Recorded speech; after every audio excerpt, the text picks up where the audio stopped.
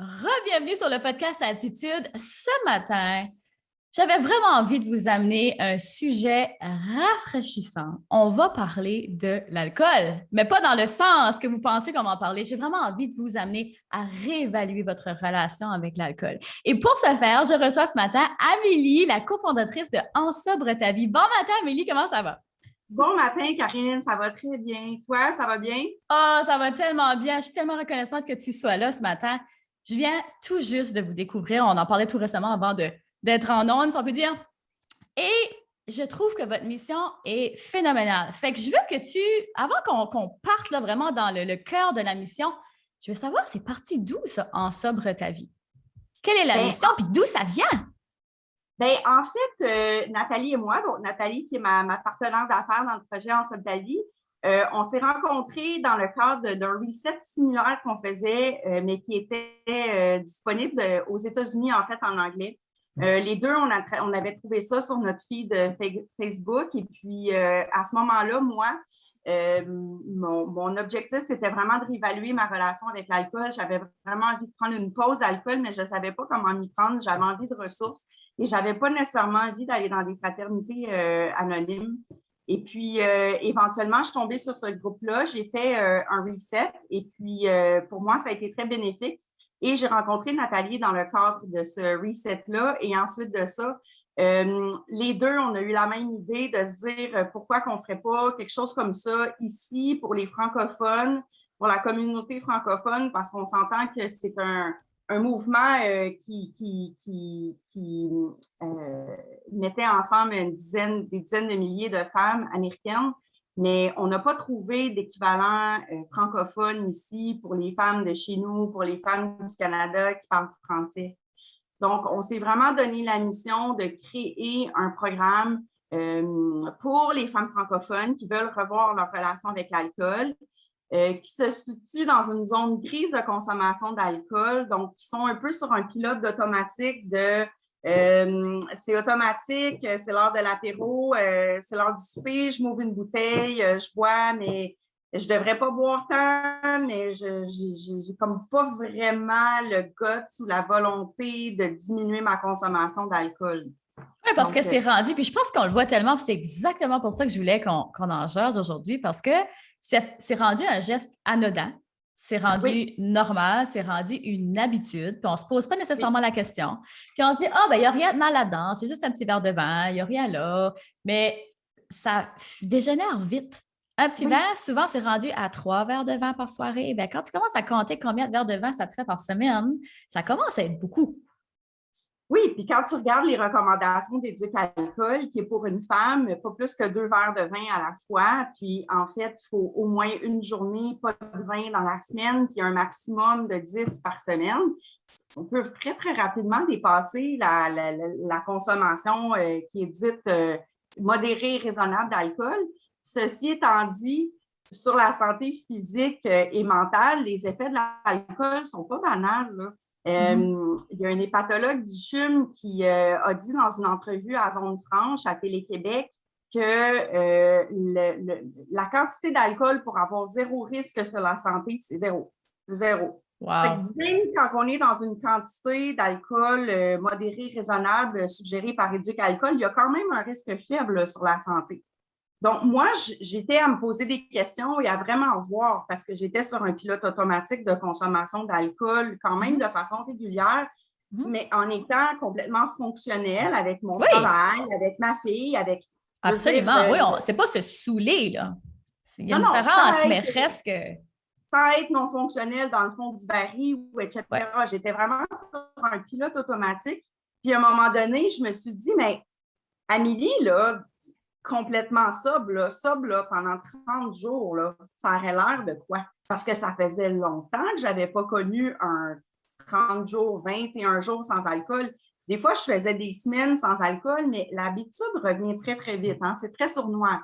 Puis, je pense que pendant la pandémie, je ne suis probablement pas la seule à avoir augmenté les consommations d'alcool. Oui. Donc, je pense que c'est en fait vraiment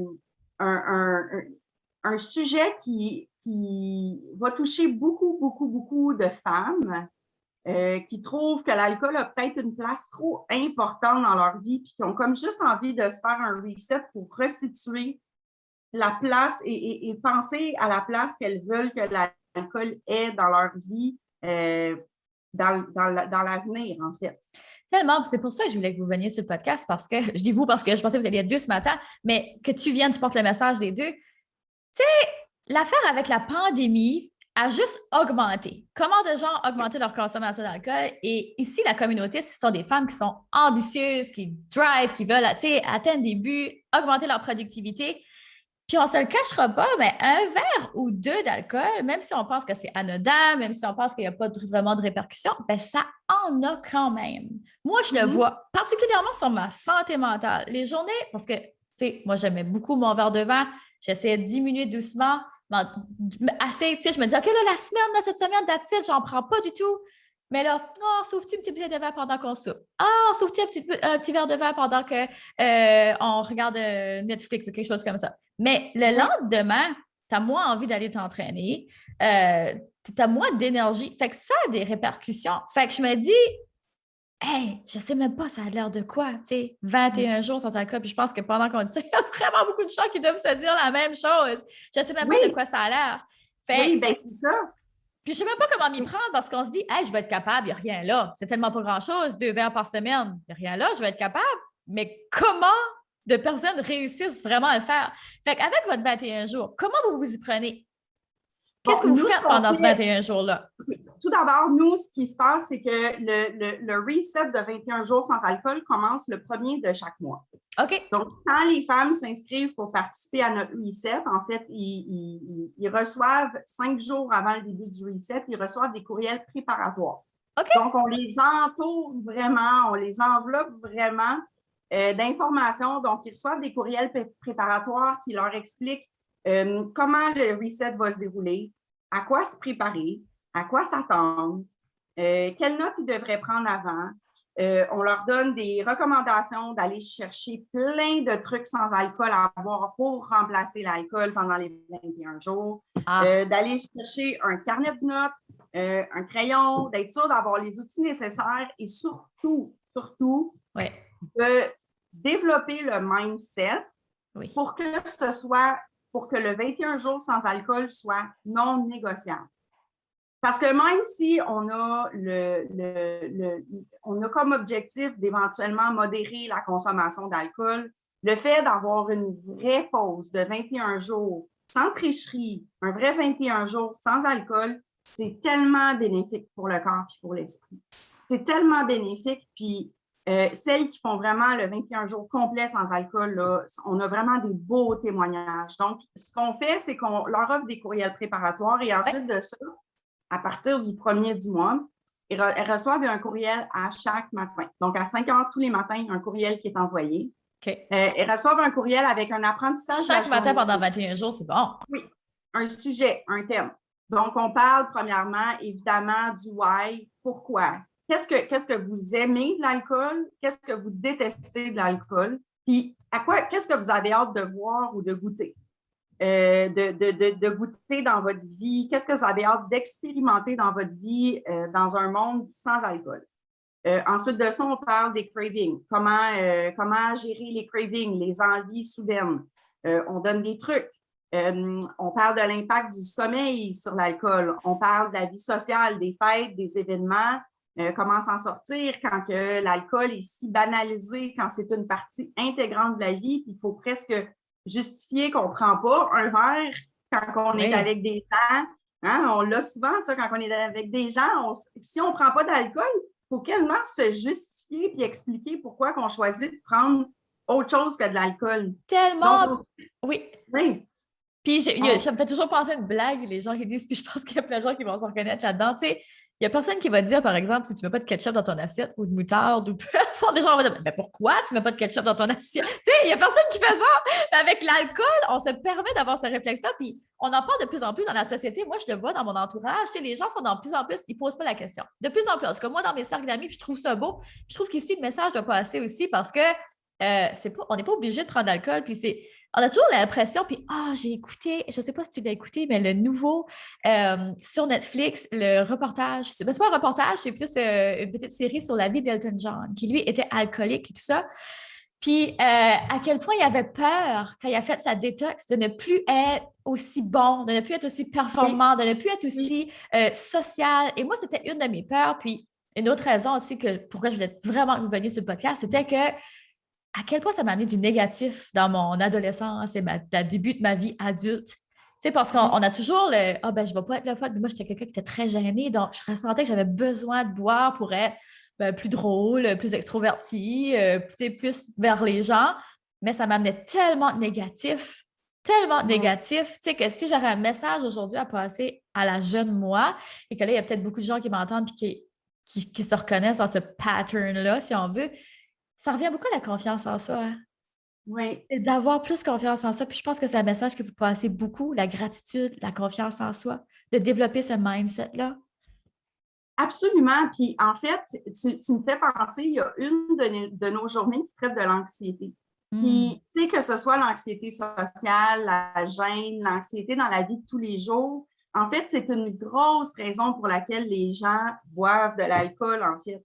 On arrive dans un party, on est un peu anxieux, on se prend un verre pour se dégainer. C'est un lubrifiant social pour nous donner un peu de liquid courage qui appelle. Exact, oui. Donc, l'alcool devient comme, dès le secondaire, devient comme une béquille pour nous aider dans nos interactions sociales, puis nous aider à gérer nos émotions, nous aider à gérer notre anxiété, nous aider à célébrer les bons coups. En fait, ça devient comme très largement acclamé et accepté. Oui. Mais quand on prend le temps, quand on se donne la chance de faire une vraie pause, là, c'est fou comment on accumule les gratitudes. Tu parles de gratitude, c'est fou comme on accumule les gratitudes. Puis comme on découvre une partie de soi, en fait, qui était enfouie depuis longtemps. Mm-hmm. C'est drôle, Karine, parce que moi, quand j'ai fait cette démarche-là, éventuellement, je me suis remise à ressentir des émotions que je ressentais quand j'étais plus jeune. Wow. Donc, à ressentir le fricotis de bonheur de voir les flocons de neige qui tombent. Parce qu'on dirait qu'on a comme plus un nuage gris qui nous enveloppe ou qui est partie intégrante de nos joies, de nos succès. On dirait que les émotions sont accrues. C'est pas nécessairement évident de faire une démarche comme ça parce que c'est beaucoup à gérer comme émotion au début. Donc, c'est pour ça qu'on a créé ce groupe-là. Parce que faire une démarche où tu décides de complètement cesser ta consommation d'alcool, même si c'est pour une période temporaire, ça t'expose à vivre toutes sortes d'affaires en dedans. Puis, tellement! Tu as plus de temps pour ça. Oui. On rit, mais c'est vrai, tu as plus de temps pour ça. Tu as plus de temps pour ça parce qu'on s'entend que si tu commences à boire un verre de vin à 5 heures puis que là, tu en enfiles un autre puis un troisième, bon, tu n'es pas nécessairement dans ton état, tu n'es pas à froid. Donc, c'est des heures. Si tu les accumules à tous les soirs, ça fait beaucoup d'heures dans une semaine. Là. Donc, ça fait beaucoup de temps pour penser. Mm-hmm. Puis, je pense que c'est une démarche qui est excessivement difficile à faire tout seul. Il y en a qui essayent des fois de faire cette démarche-là tout seul chez elles, puis c'est difficile. Donc, nous, on a vraiment une communauté avec beaucoup d'apprentissage. Donc là, je t'ai parlé de quelques thèmes qu'on aborde pendant les 21 jours, mais ça va vraiment plus loin que ça. Une de mes journées préférées à moi, c'est les impacts de l'alcool sur le corps. Donc, on parle vraiment du foie, des organes digestifs, du cerveau. Puis on dirait que quand on lit ça, on fait comme... Ça me tente. Je ne suis pas sûre que ça me tente. Je vais y penser. Si je prends un verre de vin dans l'avenir, là, ça va vraiment être parce que j'ai choisi de prendre ce verre de vin-là à ce moment-là. Ouais. Parce que c'était une occasion spéciale, pas parce que j'en ai besoin à tous les jours. C'est un dépresseur, l'alcool, puis on l'oublie. On pense que ça nous amène du fun, mais c'est le contraire. C'est un dépresseur, l'alcool. Fait ce fog-là, imagine si tu prends juste un verre d'alcool chaque jour. C'est un brouillard continu. Puis tu as parlé tantôt quand on dit d'inconfort. Puis j'ai vu une citation, puis j'ai pris la peine de l'écrire avant parce que je voulais absolument qu'on la partage ici sur votre Instagram. Ça disait, l'alcool peut temporairement engourdir la douleur, mais elle finira par aggraver les choses. Et c'est tellement vrai. Tandis que la sobriété peut temporairement être inconfortable, mais elle finira par rendre les choses beaucoup mieux. Oui. Et c'est tellement vrai. C'est tellement vrai, Karine. Puis, tu sais, c'est le plus beau cadeau qu'on peut s'offrir. D'accepter de s'asseoir dans cet inconfort-là, de tolérer l'inconfort pour une période temporaire. C'est tellement le plus beau cadeau qu'on peut s'offrir parce qu'après, les bénéfices sont long terme. Puis, s'asseoir dans l'inconfort, ça ne veut pas dire que c'est la fin du monde. Il faut accepter de tolérer l'inconfort. Puis quand on est entouré de consoeurs qui font la même chose en même temps que nous, puis qui sont rendus au même nombre de journées, puis qui vivent les mêmes inconforts que nous, c'est ô combien plus encourageant, puis ça facilite la démarche, en fait. C'est élevant de s'entourer. Puis, tu sais, moi, je suis toujours dans un mindset de croissance, toujours dans tout. Je suis quelqu'un qui veut toujours s'améliorer. Puis la communauté ici, c'est la même chose. Puis là, je viens de commencer 75 Hard, donc 75 jours, pas d'alcool, 2 entraînements par jour. Mais moi, j'ai besoin de ce genre de challenge-là pour m'élever parce que je veux toujours continuer à grandir. Et je pense que justement, un 21 jours, comme juste commencer par, c'est pas obligé de faire 75 hard, mais juste d'essayer d'arrêter de boire de l'alcool. Juste ça, juste une petite chose, puis de commencer avec ça, puis s'asseoir dans cet inconfort-là, c'est ce qui nous fait grandir. On ne grandit pas dans le confort, on ne grandit pas en restant dans la même zone de confort qu'on a eu, tu sais, et qu'on traîne. On a besoin, la magie est à l'extérieur de la zone de confort. Puis, l'alcool, tu sais, je me disais, ouais, mais tu sais, des fois, il y en a qui vont dire que c'est peut-être banal, là, un petit verre de vin, il n'y a rien là. Puis, je dis pas qu'il faut absolument 100% arrêter toute sa vie. Je pense que juste de réévaluer, juste commencer par ça. Tu sais, c'est pas toujours vouloir atteindre la perfection, puis de faire des gros clashs de comme, OK, je vais absolument plus pour toute ma vie. Ça peut juste être un reset, mais peut-être que ce reset-là va t'amener tellement de bénéfices que ça va être pour toute la vie. Mais des fois, de ne pas se mettre cette pression-là de se dire « Ah, j'arrête pour toute ma vie ». Commence donc par ça, une étape à la fois. Je pense que tu mentionnes quelque chose de vraiment, vraiment très intéressant, Karine, parce que ça fait peur aux gens. Il y a beaucoup de gens qui choisissent de ne pas aller dans les groupes ou pour arrêter de boire de l'alcool parce que justement, leur crainte, c'est « mais je ne veux plus être obligée de m'abstenir pour le restant de mes jours ». Puis que pour moi, ça soit un échec si je réussis pas. Oui, exact. Oui.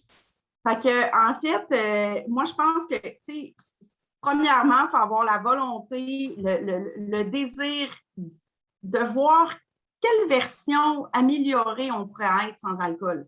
Vouloir être dans la croissance, vouloir être une meilleure version de soi-même. Puis après ça,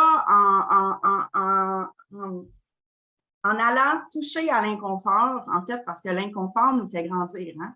L'inconfort nous fait comprendre. Quand on s'assoit avec l'inconfort puis qu'on boit notre drink sans alcool, quand normalement on aurait ouvert une bouteille de vin, puis que ça nous fait suer de ne pas l'ouvrir, la bouteille de vin, là.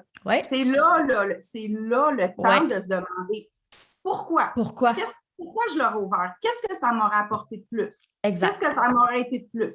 Ça m'aurait fait quoi? OK, ça m'aurait relaxé. OK, ça veut dire que physiologiquement, ça m'aurait fait libérer de la dopamine, ça m'aurait relaxé, ça m'aurait fait... OK, est-ce que je peux faire autre chose qui va me faire libérer de la dopamine?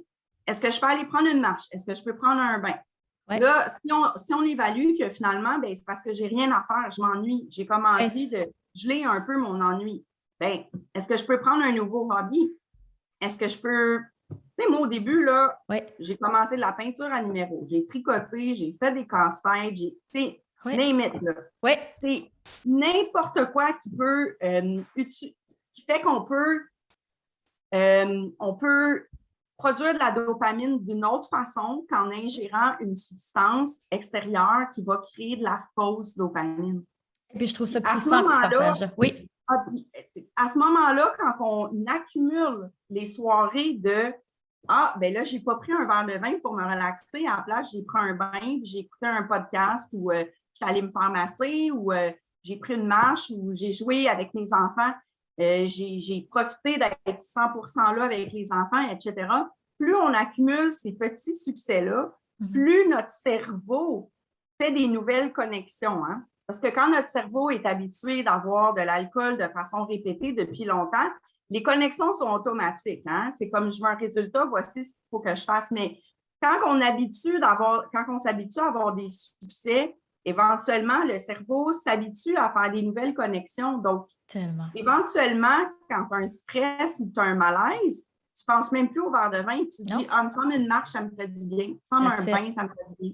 Il me semble on trouve des nouvelles stratégies qui sont beaucoup plus saines, qui nous aident à gérer avec la vie de tous les jours. Ah, mais moi, c'est ce que je trouve fascinant, que le cerveau soit malléable, peu importe l'âge. Il n'y a pas d'excuse, on est tellement bien fait, les êtres humains. Tu sais, de juste changer, tu sais, c'est la même chose comme, bon, il y a longtemps, ça commence à faire longtemps maintenant que la cigarette, c'est mal vu. Puis, mais tu sais, pendant combien de temps c'était bien vu, la cigarette? Puis, je suis stressée, puis les gens prenaient une cigarette. Maintenant, ça se fait plus, là, quasiment. En tout cas, au Canada, de moins en moins. En Europe, je trouve qu'il y a encore beaucoup.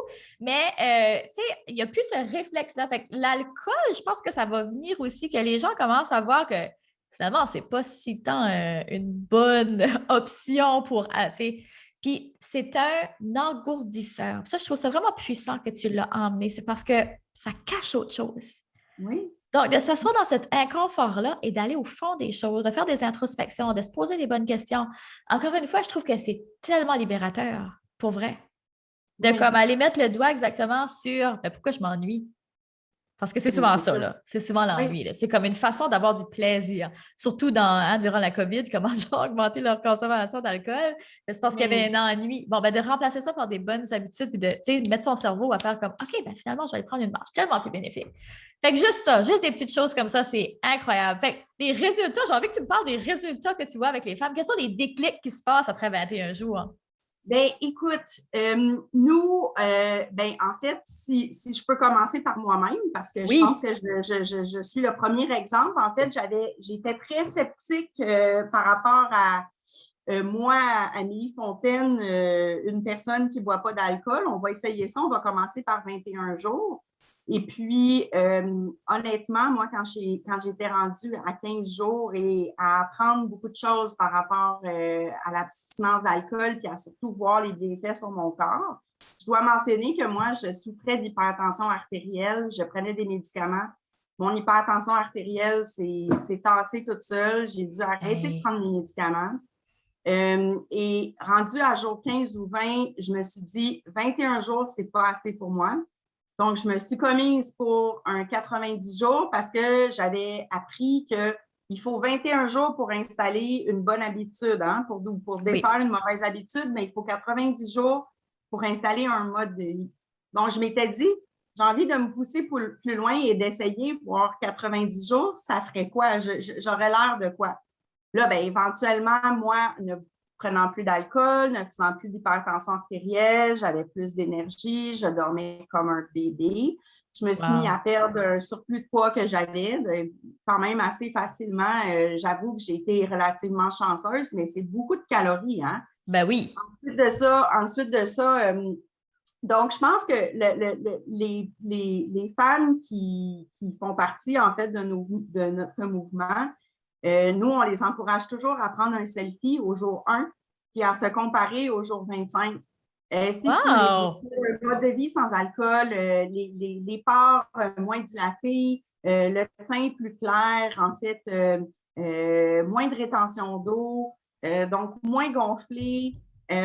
On s'entend qu'un mode de vie sans alcool, ça fait partie d'un mode de vie sain. Il n'y a pas un mode de vie avec une diète ou un entraînement ou qui vise à avoir un corps sain qui encourage une surconsommation d'alcool. Donc, ça entre dans ça. Puis, en fait, je pense que les bienfaits, surtout au-delà du physique, les bienfaits se retrouvent vraiment entre les deux oreilles. C'est fou combien qu'on a des membres qui ont joint nos rangs. En fait, notre premier reset était le 1er avril. On a des membres qui ont joint nos rangs, dont ça fait plus de 6 mois. C'est leur plus longue période d'abstinence d'alcool depuis des années. Fait qu'il y en a qui bookent, qui rebookent, là. Ben, en fait, ils continuent à faire partie de la communauté. Ils peuvent toujours relire leur courriel s'ils le désirent. Ah oui, ils OK. font partie parce qu'on a une communauté, on a un groupe privé sur Facebook. OK. On a aussi une application commode qui s'appelle Marco Polo. Donc, ça, c'est une application oui. c'est un peu comme un walkie-talkie, mais vidéo. Uh-huh. Donc, on rassemble les femmes ensemble qui font le reset.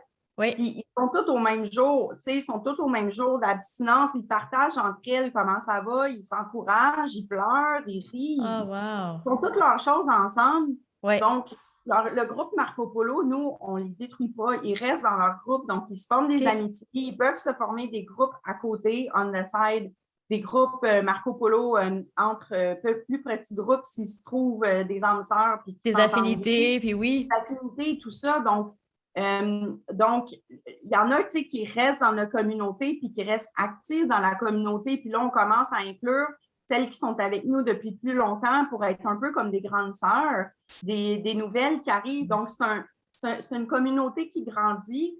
Puis c'est libre à chacune de décider si elles veulent poursuivre dans la sobriété. Puis il y en a qui poursuivent dans la sobriété qui nous le disent. J'ai compris que la modération, c'est pas pour moi, c'est pas une option, du moins pas pour le moment. Je continue. Il y en a beaucoup qui ont dit, moi, je continue jusqu'à 90, je continue jusqu'à 100. Il y en a qui se sont commises à faire le tour de l'agenda, donc de faire un 365. Et je te dis, Karine, quand on atteint le 365 puis qu'on réalise qu'on a vécu toutes les étapes importantes d'une année sobre.